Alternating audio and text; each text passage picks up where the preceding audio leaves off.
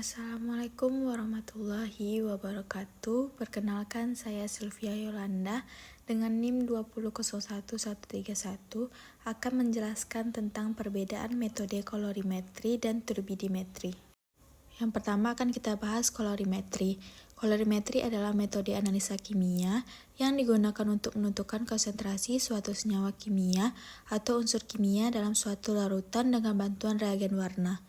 Uji kolorimetri menggunakan kolorimeter untuk menentukan konsentrasi suatu senyawa kimia dalam suatu larutan dengan mengukur serapan spektral senyawa tersebut pada panjang gelombang tertentu. Warna terbentuk selama reaksi bahan kimia pendeteksi dengan zat target. Intensitas warna yang ditentukan melalui spektrofotometer merupakan indikator jumlah zat target. Metode kolorimetri terbagi menjadi dua, yaitu metode kolorimetri visual, di mana metode dengan menggunakan mata sebagai detektornya, dan metode fotometri, di mana suatu metode analisa kimia yang didasarkan pada pengukuran relatif serapan sinar monokromatis tertentu oleh lanjut larutan berwarna dengan menggunakan detektor fotosel. Syarat metode kolorimetri adalah larutan harus berwarna. Jika larutan tidak berwarna, maka dilakukan dahulu pengomplekan dengan penambahan reagen warna. Sedangkan syarat pewarnaan ini, yang pertama warna terbentuk harus stabil, reaksi pewarnaan harus selektif, larutan harus transparan, kesensitifannya tinggi, ketetapan ulang tinggi, dan warna yang terbentuk harus merupakan fungsi dari konsentrasi. Selanjutnya jenis-jenis kolorimetri. Yang pertama metode MTT assay. MTT adalah garam tetrazolium berwarna kuning. MTT merupakan pendekatan kolorimetri sederhana. Teori dasar metode ini yaitu viabilitas sel diperkirakan dengan menentukan fungsi mitokondria sel, di mana dilakukan dengan menilai aktivitas reduktase mitokondria seperti suksinat dehidrogenase. Selanjutnya metode XCT assay. XCT ini mirip dengan MTT. Reagen ini juga merupakan garam tetrazolium sebagai alternatif MTT untuk mengeliminasi langkah tambahan pada MTT dalam pelarutan formazan. Pada teknik ini, XCT direduktase menjadi formazan berwarna orange di dalam sel aktif secara metabolik. Selanjutnya metode SRB assay. Teknik kolorimetri yang cepat dan sensitif yang digunakan untuk menentukan sitotoksisitas pada kultur sel yang melekat dan tersuspensi. SRB adalah diaminosantin merah muda yang terdiri dari 2 gugus sulfonat. Metode SRB digunakan untuk mengukur pembentukan dan penghilangan koloni sel. Yang terakhir metode LDH assay. Metode kolorimetri untuk menilai sitotoksisitas seluler dengan menentukan jumlah enzim LDH yang dilepas ditentukan secara kuantitatif dengan reaksi enzimatik berpasangan, di mana mengubah garam tetrazolium menjadi formazan berwarna merah. Keuntungan utama metode kolorimetri bahwa metode ini memberikan cara sederhana untuk menetapkan kuantitas zat yang sangat kecil.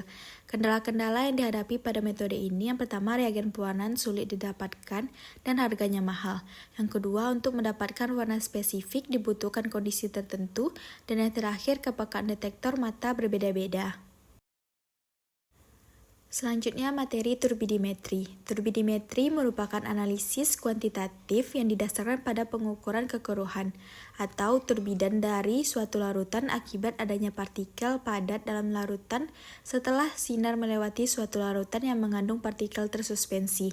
Artinya, turbidimetri adalah analisa yang berdasarkan hamburan cahaya.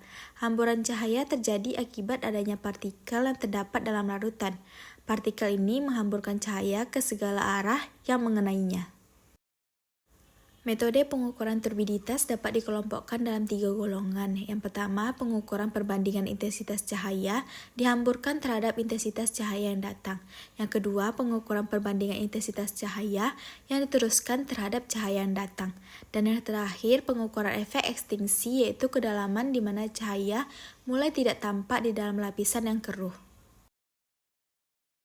Selanjutnya skema sederhana turbidimetri. Sejumlah cahaya ditembakkan dari sebuah sumber cahaya menuju monokromator, akan menguraikan cahaya dan meneruskannya menuju kuvet yang berisikan suspensi sel ketika cahaya melewati kuvet.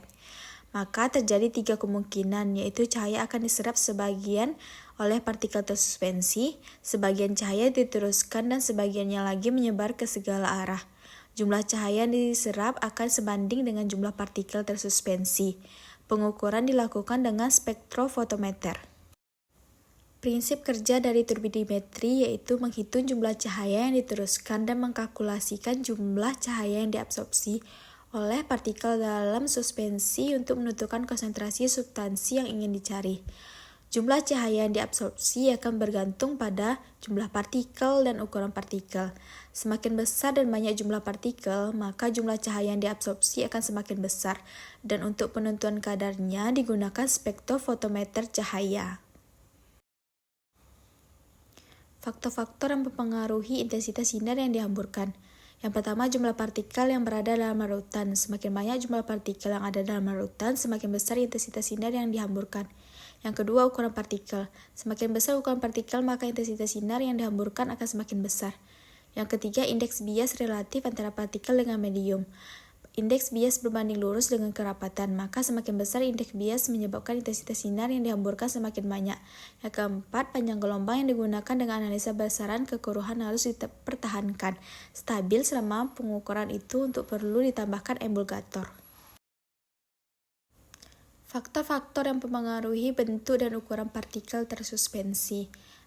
Yang pertama, konsentrasi cuplikan, konsentrasi pereaksi, lamanya didiamkan, kecepatan dan urutan pencampuran reagen, suhu, pH, dan kekuatan ion.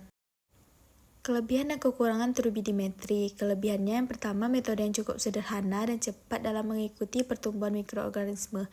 Yang kedua, faktor human error dapat diminimalisir. Kekurangannya yang pertama, keterbatasannya untuk menghitung jumlah sel mikroorganisme dalam kultur yang sekaligus mengandung material selain mikroorganisme itu sendiri. Yang kedua, kultur yang akan diukur harus cukup padat agar mampu dilewati instrumen turbiditas. Nah, dapat kita simpulkan perbedaan kolorimetri dan turbidimetri. Pada kolorimetri, definisinya untuk menentukan konsentrasi suatu senyawa kimia dalam suatu larutan dengan bantuan reagen warna. Panjang gelombangnya dalam berbagai panjang gelombang, pengukurannya pada konsentrasi atau larutan.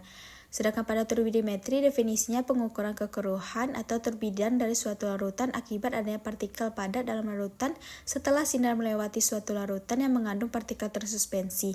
Panjang gelombangnya dalam panjang gelombang inframerah, pengukurannya kekeruhan. Sekian materi yang dapat saya sampaikan, lebih dan kurang saya mohon maaf. Terima kasih. Wassalamualaikum warahmatullahi wabarakatuh.